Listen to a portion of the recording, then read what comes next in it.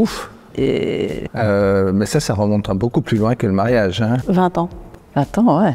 En 2005, il y avait toujours la bonne copine qui avait toujours le copain gay à présenter à son autre copain gay. On a essayé de calculer tantôt. On a 17 ans. Même nous, on compte pas, honnêtement.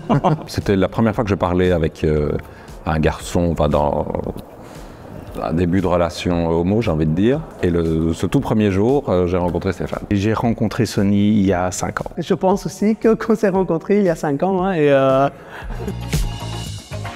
C'était surtout une forme d'engagement. C'est pour moi une étape en plus par rapport au couple. Là, on officialise, certes entre nous, mais en fait, aux yeux de la société aussi, on l'officialise. C'était pour les papiers parce qu'à l'époque, il n'y avait pas la reconnaissance parentale. Je voulais être protégé, c'est-à-dire que s'il y avait quelqu'un qui devait prendre une décision, c'était lui, c'était pas ma mère qui aurait fait tout pour le mettre dehors.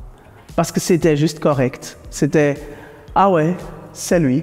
C'est my person, comme on disait au début. On a la loi de notre côté. Et ça change les données. Tu parlais de tous les rapports avec l'école, avec les administrations. On a la même vie que monsieur et madame tout le monde. On a cette chance de pouvoir le faire, qu'on le fasse. Il y a des gens qui vont payer très cher pour en arriver à ça. Quoi.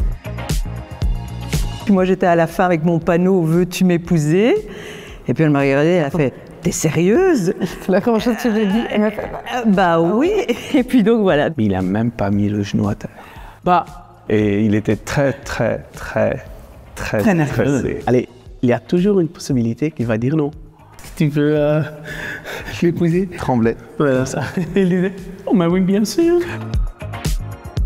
On pensait le faire à deux avec des témoins proches. Et on s'est retrouvé à 100 personnes 15 jours avant le mariage, donc on a vidé tous les meubles et on a fait la fête dans l'appartement. Et on a invité tout le monde à la campagne et on a fait une grande fête.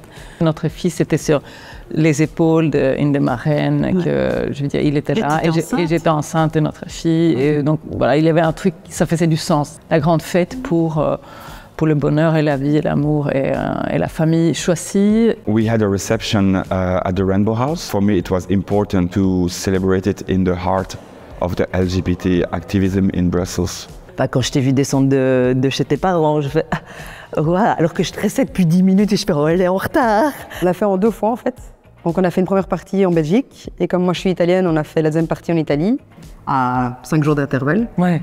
Vraiment toute la famille, il a fait super beau et donc c'était vraiment quelque chose qui nous ressemblait. Qui nous ressemblait en fait. Qu'il faut le faire sans hésiter, sans trop réfléchir. Ce que je pourrais conseiller probablement aux jeunes couples, c'est qu'ils ne se précipitent pas. On reste libre. C'est pas un carcan, le mariage. C'est la communication, quoi. Il faut juste parler et juste être sincère. Faites-le. Pourquoi? Ça change votre vie. C'est l'élément le plus inattendu.